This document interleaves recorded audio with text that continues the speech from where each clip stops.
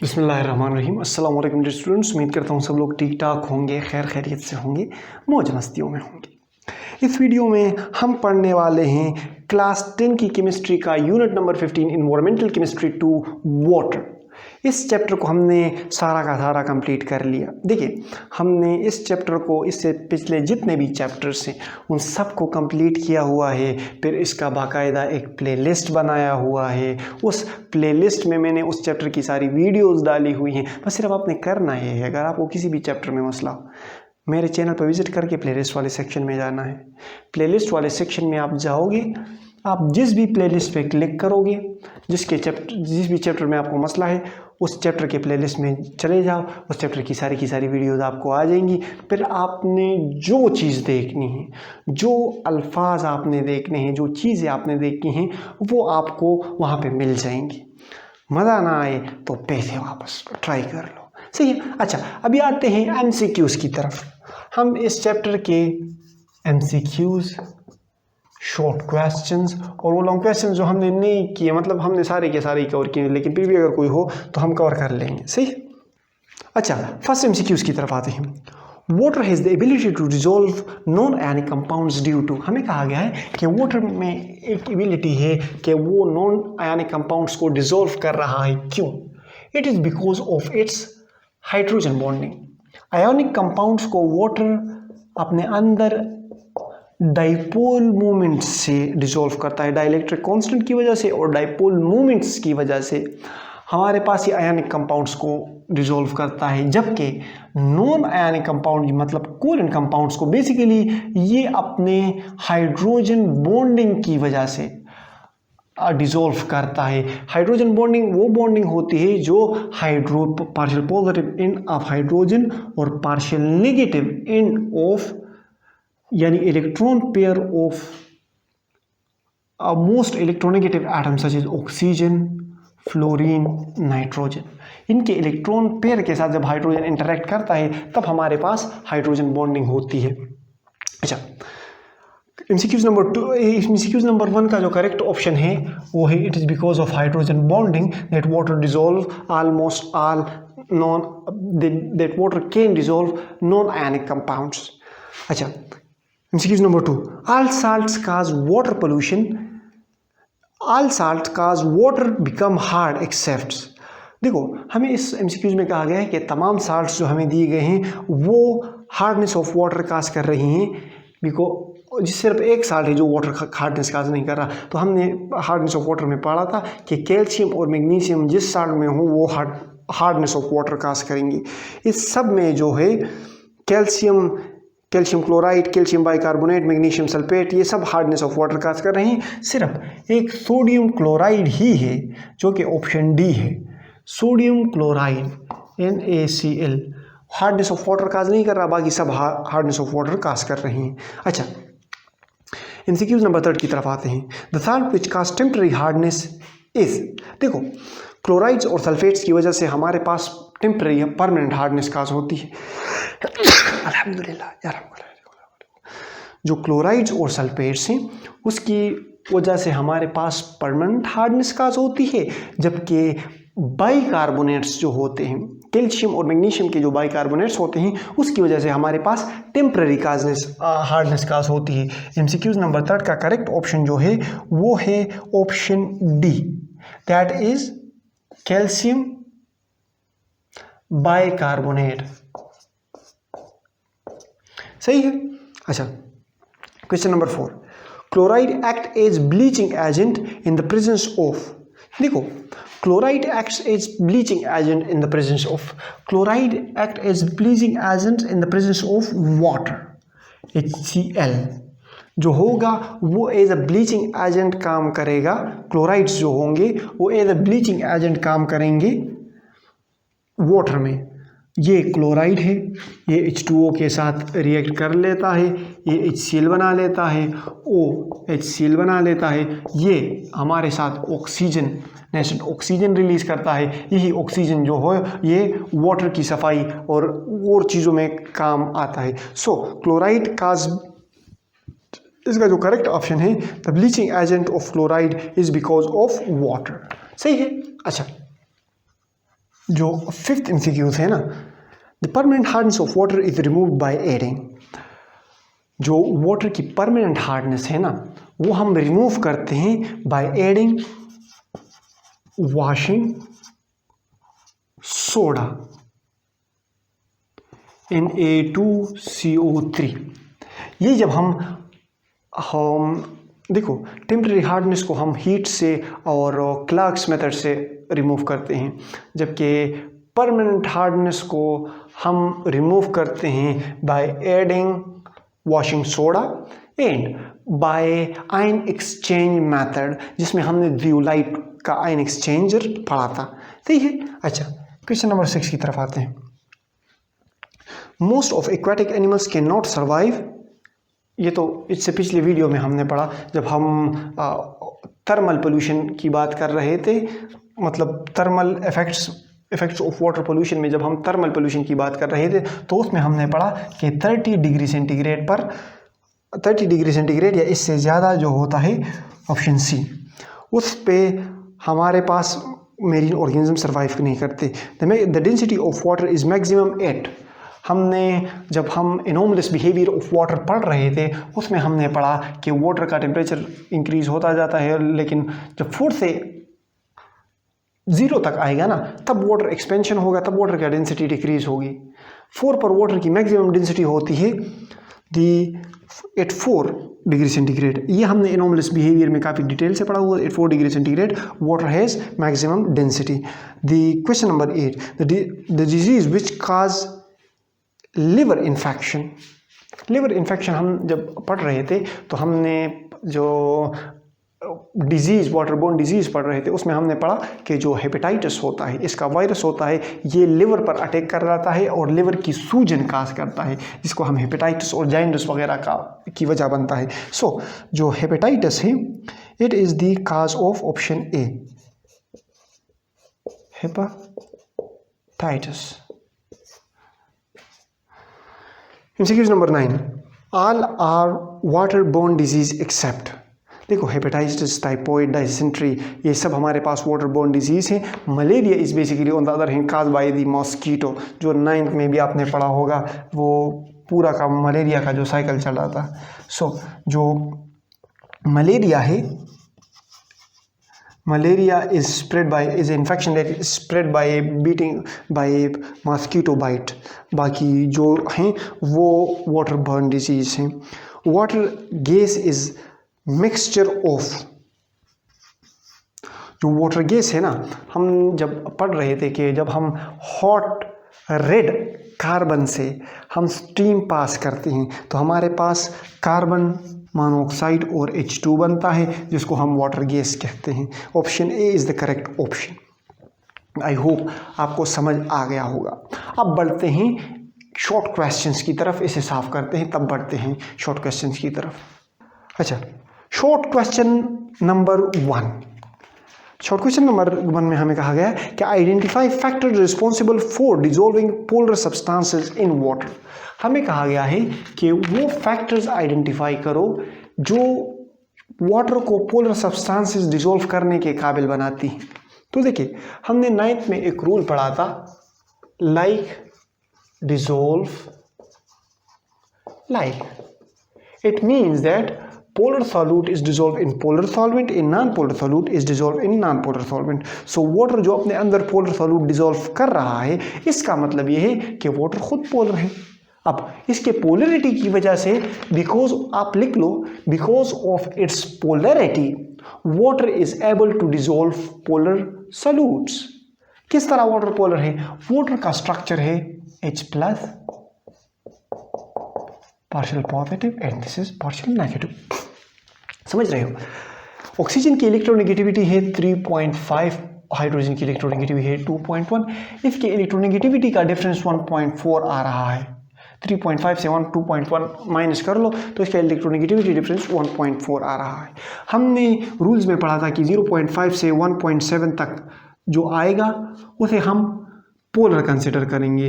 0.5 से जो इस साइड पे कम आएगी, मतलब इसकी पोलरिटी का डिफरेंस 0.5 से भी कम होगा, तो उसे हम नॉन पोलर कंसिडर करते हैं। जिस तरह के अल्केन्स, अल्कीन्स, अल्काइंस को, और 1.7 0.5 से 1.7 तक जो आएगा उसे हम कोलेंट कंपाउंड्स, कोलेंट बॉन्ड कंसिडर करेंगे, कोलेंट कंपाउंड्स कंसिडर करेंगे, पोलर कंपाउंड इसे कंसिडर करेंगे। कोलेंट कंपाउंड्स, कोलेंट बॉन्ड इसे कंसिडर कर लेंगे, लेकिन पोलर, एक पर पार्शियल पॉजिटिव होगा, एक पर पार्शियल नेगेटिव। अब अगर 1.57 से भी इलेक्ट्रोनेगेटिविटी डिफरेंस ज़्यादा होगा तो फिर वो चीज़ आयनिक बॉन्डिंग में आएगी। सही है, इसका इलेक्ट्रोनेगेटिविटी 1.4 है, मतलब 1.7 के करीब है। It means that it is highly polar. इसकी हाई पोलरिटी होने की वजह से ये तकरीबन तमाम के तमाम पोलर सब्सटेंसेस को अपने अंदर डिसॉल्व करता है। क्वेश्चन नंबर 2 की तरफ आते हैं। Explain why it is advisable to drink boiling water. Question number 2 में हमें कहा गया है, क्वेश्चन नंबर 1 तक, अब क्वेश्चन जगह नहीं है, हम कंजूसी करेंगे, हम है ही कंजूस। क्वेश्चन नंबर 2 हमें कहा गया है कि हम बॉइलिंग वाटर को ड्रिंक कर सकते हैं। आप बताइए क्यों, ये हमें मशवरा क्यों दिया गया है कि आप बॉइलिंग वाटर को किल करो। तो देखिए, बॉइलिंग वाटर जो होता है ना, इसके बॉइलिंग से, it is because of boiling, जो माइक्रो ऑर्गेनिजम्स हैं, ऑर्गेनिजम्स जो लिविंग ऑर्गेनिज्म, जो माइक्रो ऑर्गेनिजम्स है, जो हार्मफुल माइक्रो ऑर्गेनिजम्स है, जो बैक्टीरियाज है, जो वायरसेस हैं, जो पैथोजेंस हैं, जो माइक्रोब्स है, इन शॉर्ट, वो हमारे साथ बॉइलिंग की वजह से, ज़्यादातर माइक्रो ऑर्गेनिज्म बॉइलिंग की वजह से मर जाते हैं। इनके मरने से हम पानी को पी सकते हैं, मतलब माइक्रोब्स नहीं रहेंगे तो पानी ड्रिंकेबल होगा। एक सर्वे के मुताबिक most microbes do not survive eight 160 degree centigrade. जो ज़्यादातर माइक्रोब्स हैं, most microbes do not survive eight 160 degree centigrade. मैं मोस्ट माइक्रोब्स की बात कर रहा हूँ, सही है। अच्छा, और दूसरी बड़ी बात, जो बॉइलिंग है, it remove permanent hardness, temporary hardness.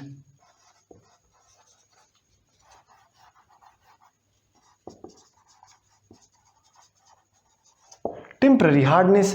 अब जो कार्बोनेट्स, जो बाइकार्बोनेट्स हमारे जिस्म में जाने वाले थे बॉइलिंग की वजह से, वो कार्बोनेट्स में कन्वर्ट हो जाएंगे और नीचे बैठ जाएंगे, सही है। तो टेम्पररी बॉइलिंग की वजह से हम माइक्रोब्स को किल कर लेते हैं, बैक्टीरिया वगैरह को, और बॉइलिंग की वजह से जो हमारी टेम्पररी हार्डनेस है वो वाटर की रिमूव हो जाती है। अच्छा, explain why ice float on the surface of water. Question number 3 में हमें कहा गया है कि आप हमें बताओ कि जो पानी के ऊपर ये जो चीज़ है, क्या कहते हैं उसे आप, ये जो चीज़ है आइस, बर्फ़, ये क्यों तैरती है। तो देखो, पानी के ऊपर बर्फ़ इसलिए तैरती है क्योंकि बर्फ़ की मर्जी, हमें क्या, तैरे या ना तैरा, मतलब तुम्हारी पेट में कौन सा कीड़ा है कि तुम इसको ये कैलकुलेट करो कि ये क्यों तैर रही है, बस तैरने दो, सही है। अब अगर इसकी रिसर्च न्यूटन के सर पर अगर सेब ना गिरता और वो चीज़ ना करता तो अभी हमारे पास फिजिक्स ना होता, बस तैरने दो ना। नहीं, ये इस एग्जाम में लिख लो तो तुम्हें सिर्फ नंबर दे देगा और फिर तुम घर में अपने बाप के हाथ से तैरोगे, सही है।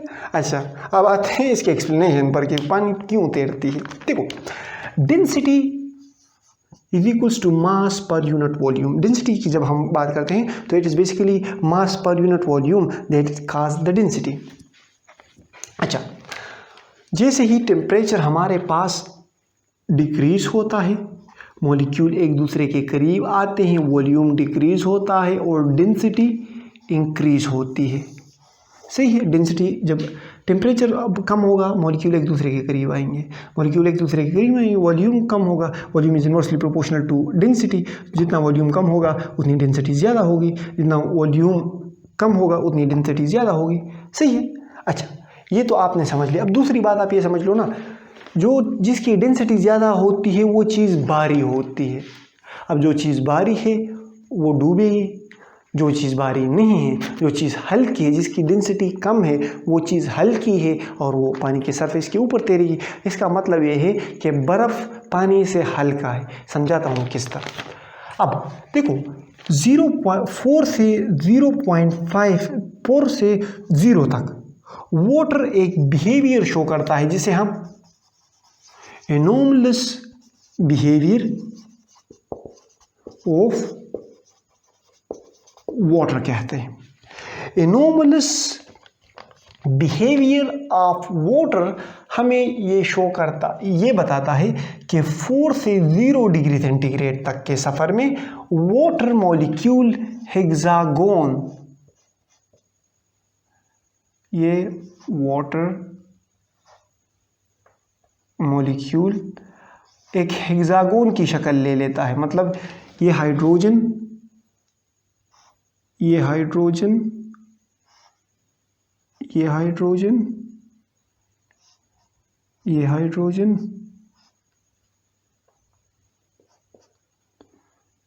ये हाइड्रोजन और ये हाइड्रोजन, इनके साथ एक एक हाइड्रोजन इस साइड पे।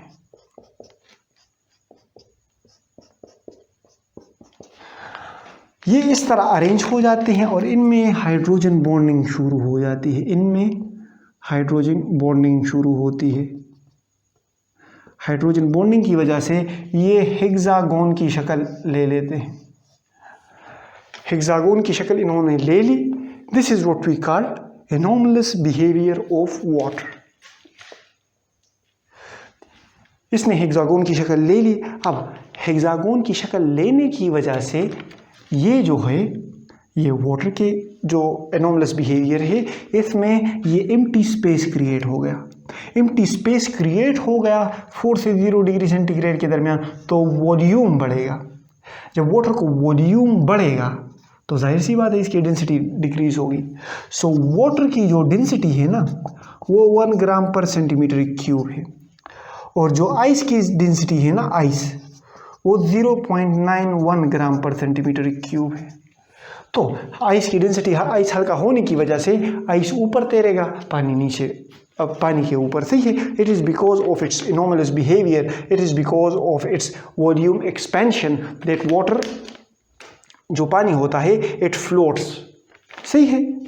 ये जो आइस होता है, it's floats on the surface of water. अच्छा, अब आते हैं क्वेश्चन नंबर 4 की तरफ। क्वेश्चन नंबर 4 में हमें कहा गया है कि explain the importance of water and it's quality.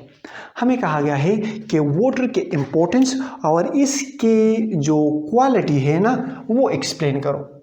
सबसे पहले आते हैं importance of water. Importance of water, फिर आएंगे इसके क्वालिटी पर।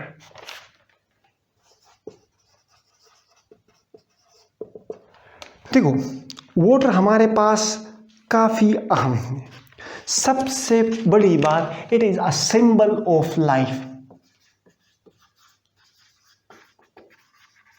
सिंबल ऑफ लाइफ मतलब ये कि ये हर जानदार चीज़ में प्रेजेंट है। हर जानदार चीज़ के लिए लाजिम है पानी। तमाम लिविंग ऑर्गेनिज्म में 50 to 80% लिविंग वाटर होता है। ह्यूमन बॉडी में 65 to 70% वाटर होता है। ह्यूमन ब्लड प्लाज्मा में 92% वाटर होता है। जो ह्यूमन सेल है उसका ज़्यादातर जो साइटोप्लाज्म है वाटर पर मुश्तमिल होता है। So water is the symbol of life. It is because of water Earth is called blue planet.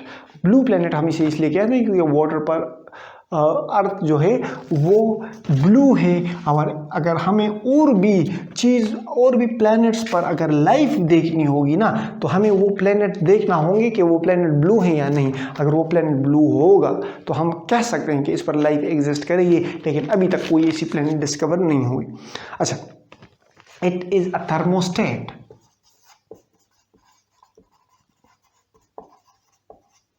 Thermostat, water जो है ये पूरे 70% ज़मीन पर मुश्तमिल है। 70% ज़मीन को वाटर ने कवर किया हुआ है।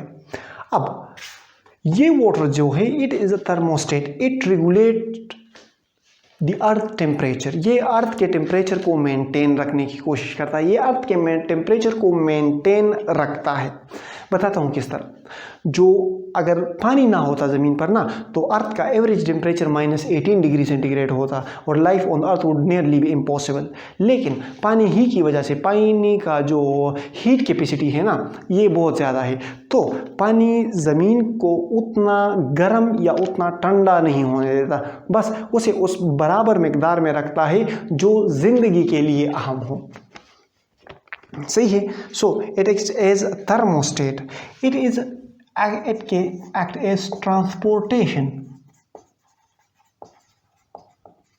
अब तो मतलब जहाज आ गए ना, इसकी वजह से हम एक चीज़ दूसरी चीज़ जगह जहाज़ पर ले जा सकते हैं। पुराने ज़माने में सबसे ज़्यादा ट्रांसपोर्टेशन जो होती थी वो पानी पर ही होती थी। कुरान मजीद में भी इस पर आयत आई हैं कि वाटर जो है वो उसमें ट्रांसपोर्टेशन, और इसमें आप जो क्या कहते हैं कश्तियाँ बहाते हो। सही है। अच्छा, ट्रांसपोर्टेशन, अब आज के दौर पर जहाज़ हैं, जहाज़ एयर कैरियर्स हैं और उसमें आप सामान ले जा सकते हो, लेकिन अभी भी ज़्यादातर सामान जो है वो सी टू सी, मतलब सी के थ्रू सेल होता है, सी के थ्रू जाता है। जितने भी पोर्ट्स हैं, कराची पोर्ट देख लो, गवादर पोर्ट देख लो, उस सब में हमारे पास क्या होता है, सामान ट्रांसपोर्टेशन होती है। So it acts as transportation, it is a universal solvent. सबसे बड़ी बात, यूनिवर्सल सॉल्वेंट होता है ये, तकरीबन सबसे ये वाहिद ऐसा सॉल्वेंट है जिसमें सबसे ज़्यादा, दुनिया के सबसे ज़्यादा सॉल्यूट वाटर में डिज़ोल्व हो सकते हैं। इंडस्ट्रीज़ में, एग्रीकल्चर में,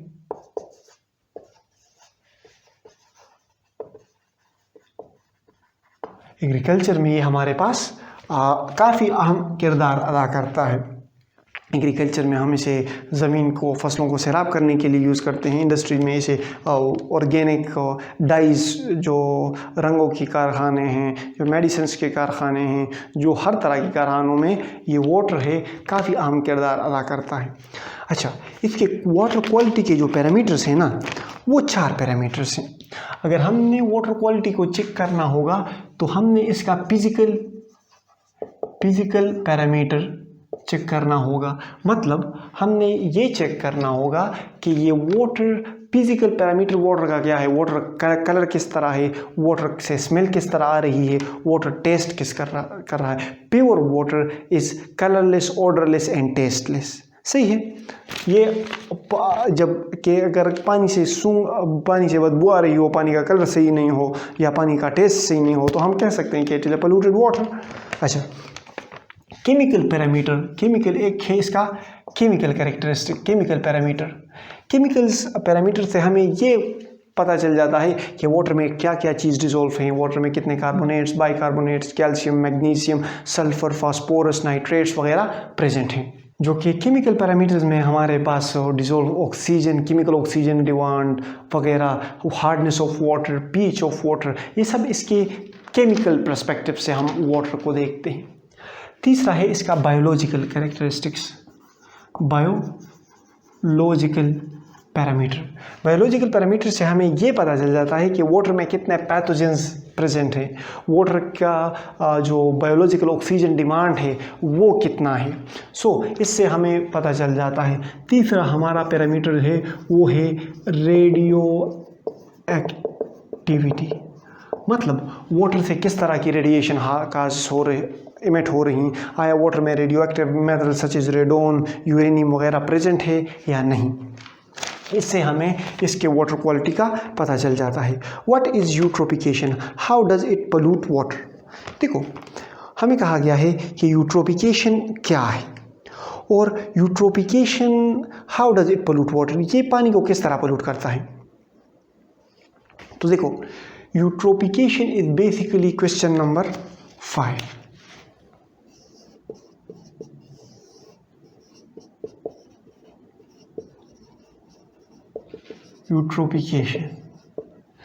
यूट्रोफिकेशन की अगर हम डिफिनीशन करें ना, तो eutrophication is basically the enrichment of water with nutrients, the enrichment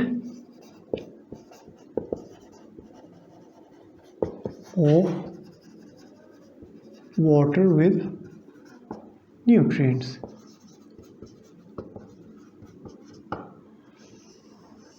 The enrichment of water with nutrients is called eutrophication. How does it affect water pollution? समझाता हूँ।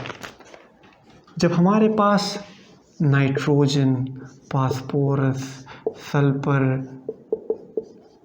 नाइट्रेट्स, कार्बोनेट्स, बाइकार्बोनेट्स, जो भी चीज़ें हैं जो एज ए न्यूट्रिएंट्स काम कर रही हैं, उनकी कंसंट्रेशन बढ़ेगी। अगर उनकी कंसंट्रेशन बढ़ेगी तो मेरी जान आप एक बात सुन लो, आप एक बात पर गौर कर लो। कंसंट्रेशन बढ़ने की वजह से इनकी कंसंट्रेशन बढ़ेगी, इनकी कंसंट्रेशन हद से ज़्यादा बढ़ने की वजह से, यूट्रोफिकेशन ज़्यादा होने की वजह से वाटर कंटेमिनेट हो जाएगा। वाटर में टर्बिडिटी मतलब क्लाउडी, वो वाटर गंदा सा हो जाएगा, क्लाउडी हो जाएगा। वाटर में जो है वो डिज़ोल्व्ड ऑक्सीजन ख़त्म हो जाएगा, कम हो जाएगा। वाटर में डिज़ोल्व ऑक्सीजन कम होगा तो वाटर में जो फिशेस वगैरह हैं, जो क्रेब्स वगैरह हैं, वो डाई कर जाएंगी। और अगर ये यूट्रोफिकेशन का फिनोमेना मुसलसल कंटिन्यूसली होता रहा तो वो लेक ही भर जाएगा और आपके पास कुछ नहीं बचेगा। ठीक है। So eutrophication basically enrichment of water with nutrients. ये वाले न्यूट्रिएंट्स जब इसकी कंसंट्रेशन बॉडी में पड़ जाती है तो वाटर कंटेमिनेट हो जाता है, इसमें टर्बिडिटी आ जाती है, इसका ऑक्सीजन कंसंट्रेशन कम हो जाता है और फ्रेश वाटर फिशेस और क्रेब वगैरह अल्लाह को प्यारे हो जाते हैं।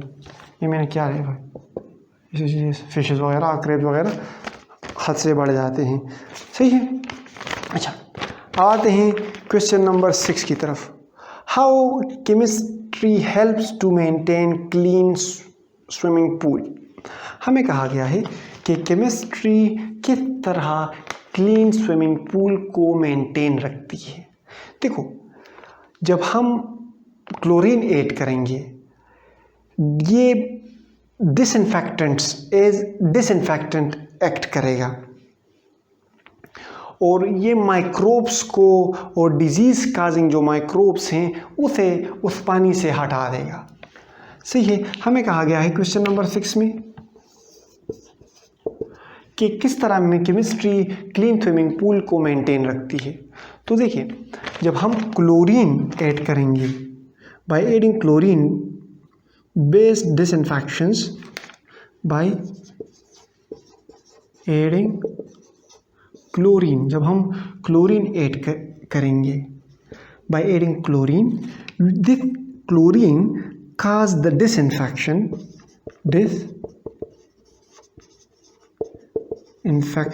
of water। वाटर से जो माइक्रोब्स हैं, माइक्रोब्स वगैरह हैं, जो पैथोजन से डिजीज़ काजिंग एजेंट्स हैं, उनको किल कर देता है, उनको मार देता है। किस तरह? देखो,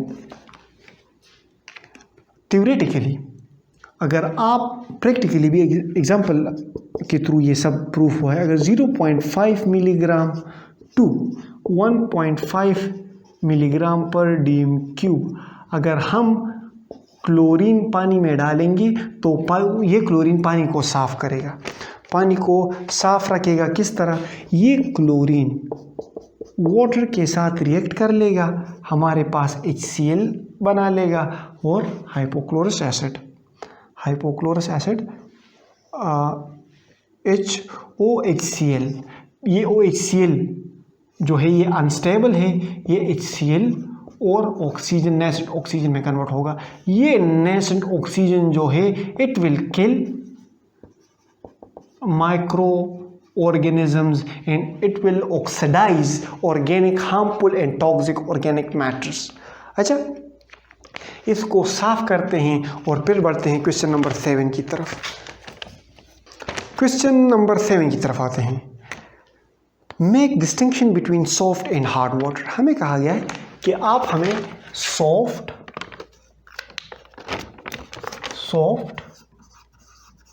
और हार्ड वाटर है, इसमें आप हमें डिस्टिंक्शन फर्क करके दो।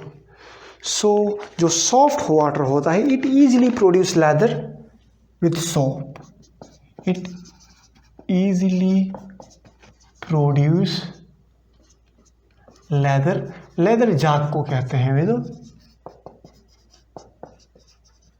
मतलब सॉफ्ट वाटर में जाग आसानी से बनता है, हार्ड वाटर में do not easily produce lather with soap. समझ रहे हो? अच्छा, क्वेश्चन नंबर 2 की तरफ आते हैं। इसके लिए सॉरी दूसरे डिफरेंस की तरफ आते हैं। It do not vast soap, it vast soap. देखो, इससे हमारे पास सोप जो है ज़ाया हो जाता है। सॉफ्ट वाटर में हमारे पास सोप ज़ाया नहीं होता, मतलब इसमें सॉफ्ट वाटर में सोप जाग में कन्वर्ट हो जाता है और वो फिर अच्छे से क्लीनिंग करता है, जबकि हार्ड वाटर में सोप वास्ट होता है बिकॉज सोप प्रिसिपिटेट, जबकि हार्ड सॉफ्ट वाटर में soap do not form प्रिसिपिटेट्स, PPT.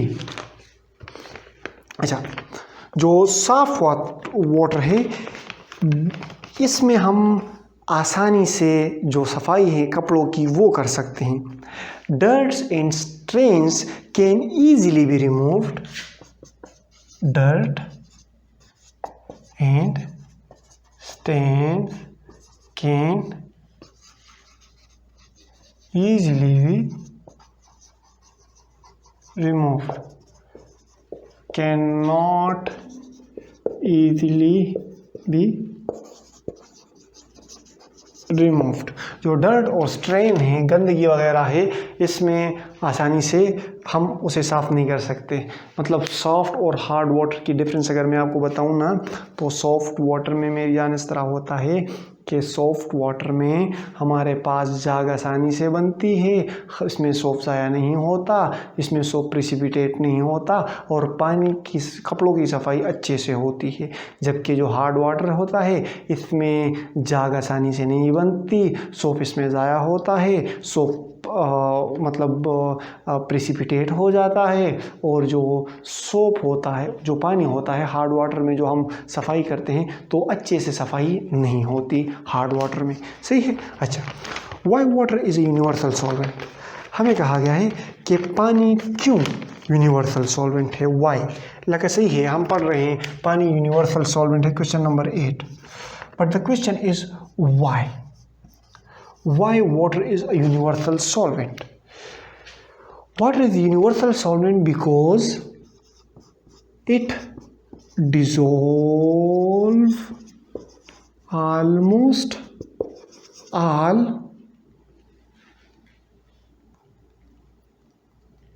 ionic compounds and some covalent compounds। इसकी जो ये प्रॉपर्टी है, it is because of polarity. Polarity हमने काफ़ी डिटेल से एक्सप्लेन किया कि वाटर एक पोलर सब्सटेंस है, पार्शियल पॉजिटिव। इसकी पोलैरिटी की वजह से हम इसमें आयोनिक कंपाउंड्स डिसॉल्व कर सकते हैं। इसके हाइड्रोजन बॉन्डिंग की वजह से हम ऐसे कंपाउंड्स जिसमें OH प्रेजेंट हो वो आसानी से डिसॉल्व कर सकते हैं। हम इसमें कोवेलेंट कंपाउंड्स जिसमें OH ग्रुप प्रेजेंट हो वो आसानी से डिसॉल्व कर सकते हैं। इसके डाइइलेक्ट्रिक कांस्टेंट जो कि 80 है, जो कि बहुत हाई है। डाइइलेक्ट्रिक कांस्टेंट हाई होने की वजह से इसमें जो चार्ज स्पीशीज़ हैं वो स्टेबल रहती हैं। यही वजह है कि water is a universal solvent. हमें कहा गया है ये मेन डिसएडवांटेज ऑफ डिटर्जेंट्स, जो कि हम घर में डिटर्जेंट्स बर्तनों को साफ़ रखने के लिए, शैम्पू, साबुन, ख़ुद के सर को साफ़ करने के लिए, जिस्म को साफ़ करने के लिए, हर चीज़ को सफाई के लिए जो डिटर्जेंट्स यूज़ करते हैं, उसके लेटरिन वॉशरूम की चीज़ों को साफ़ करने के लिए जो डिटर्जेंट यूज़ करते हैं, हमें बताया गया है कि इसके आप हमें डिसएडवांटेजेस बताओ। सो हम लिख लेंगे question number 9, disadvantages of detergents. हमें कहा गया है कि हमें डिसएडवांटेजेस ऑफ डिटर्जेंट्स बताओ। तो देखिए, जो सॉइल है ना, soil pollution, water pollution, it effects, मतलब जो सॉइल पोल्यूशन डिटर्जेंट की वजह से हमारे पास सॉइल पोल्यूशन काज होती है।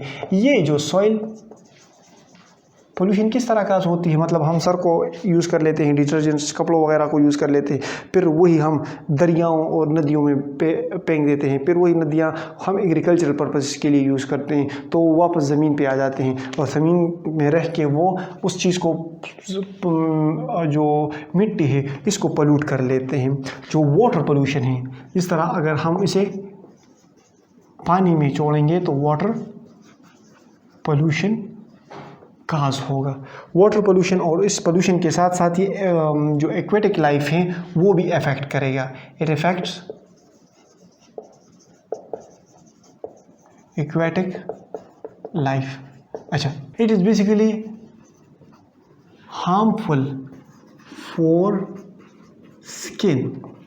स्किन वगैरह के लिए भी ये हार्मफुल है, और बेसिकली ये जो है reduce the life of fabrics, जो रेशे वगैरह हैं उसकी ज़िंदगी, मतलब उसका लाइफ स्पैन भी रिड्यूस करता है। सही है, ये डिसएडवांटेजेस है कुछ जनरल। अच्छा, क्वेश्चन नंबर 10 में हमें कहा गया है कि identify different toxic substances in house hold. Question number 10 हमें कहा गया है कि जो डिफरेंट सब्सटेंसेस हैं, डिफरेंट टॉक्सिक सब्सटेंसेस हैं हाउस होल्ड में, उसे आप आइडेंटिफाई करो। Identify different toxic substances in house hold. जो हमारे इर्द गिर्द हम घरों में जो आम तौर पर चीज़ें इस्तेमाल कर रहे हैं, उसमें आप टॉक्सिक सब्सटेंसेस फाइंड करो। मतलब हम आम तौर पर घरों में क्या चीज़ें इस्तेमाल कर रहे हैं जो हार्मफुल हैं, तो हम हार्मफुल सब्सटेंसेस, टॉक्सिक सब्सटेंसेस उस सब्सटेंसेस को कहेंगे that are supposed to be poisonous and hazardous to human health। ऐसे सब्सटेंसेस को हम टॉक्सिक सब्सटेंसेस कहेंगे जो पॉइजनस हों, जो मतलब जहरीला हों और ह्यूमन हेल्थ को नुकसान पहुंचा सके, उसको हम टॉक्सिक सब्सटेंसेस आइडेंटिफाई करेंगे। ऐसे सब्सटेंसेस दैट आर hazardous मतलब नुकसानदेह एंड पॉइजनस टू ह्यूमन। सो ऐसे सब्सटेंसेस जो हज़ार्डस हों, जो नुकसानदेह हों और जहरीले हों लिविंग ऑर्गेनिजम्स के लिए, ह्यूमन हेल्थ के लिए, उसको हम टॉक्सिक सब्सटेंसेस आइडेंटिफाई करेंगे। अच्छा, इसमें बैटरी, आमतौर पर हम घरों में बैटरीज वगैरह यूज़ करते हैं। इस बैटरीज में heavy metals such as lead, nickel and mercury वगैरह होता है। सही है, इसको हम बैटरीज़ में, मतलब आमतौर पर ये जो घरों में हम सोलर बैटरीज़, आम बैटरीज़ यूज़ करते हैं, इनमें ये हैवी सब्सटेंसेस होती हैं जो कि काफ़ी नुकसानदेह है। प्लास्टिक टॉयज़, जो प्लास्टिक टॉयज़ होते हैं, इनमें होता है पैलेट्स,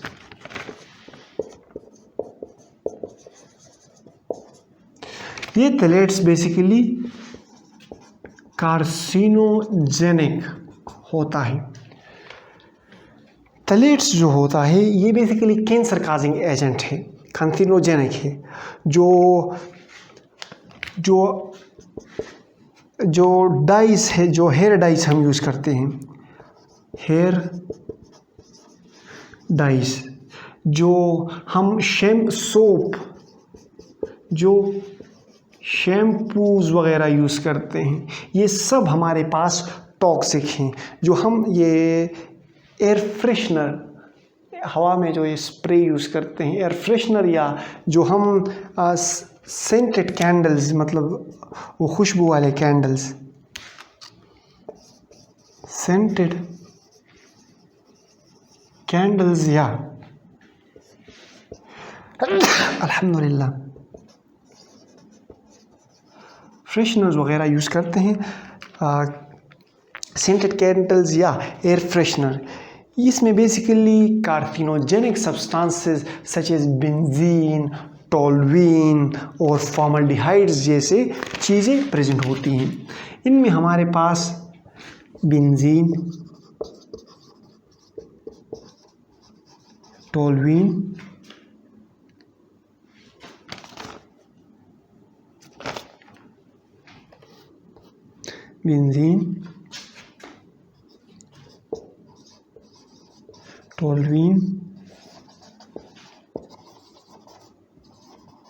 एल्डिहाइड्स वगैरह जो हैं ये प्रेजेंट होती हैं, and it is basically carcinogenic.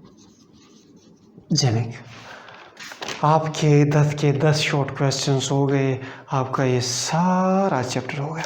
बस सिर्फ आपका एक चैप्टर रहता है, फिर आपके सारे का सारा कोर्स ख़त्म। कहीं मत जाओ, कहीं से कोर्स ना ख़रीदो, किसी ट्यूशन के पास ना जाओ, बस मेरे चैनल पर विजिट करो, प्लेलिस्ट सेक्शन में जाओ। 9th का पढ़ा है, 10th का पढ़ा है, फिर फर्स्ट ईयर स्टार्ट करेंगे, फिर सेकेंड ईयर पढ़ेंगे, ये सब हम पढ़ने वाले हैं। बस आप हमें अपना तवज्जो दो, वक्त दो। आपसे आखिर में यही कहेंगे कि हंसते रहें, मुस्कुराते रहें, दिलों का ख्याल रखें, खुशियाँ बांटें। अल्लाह हाफ़िज़।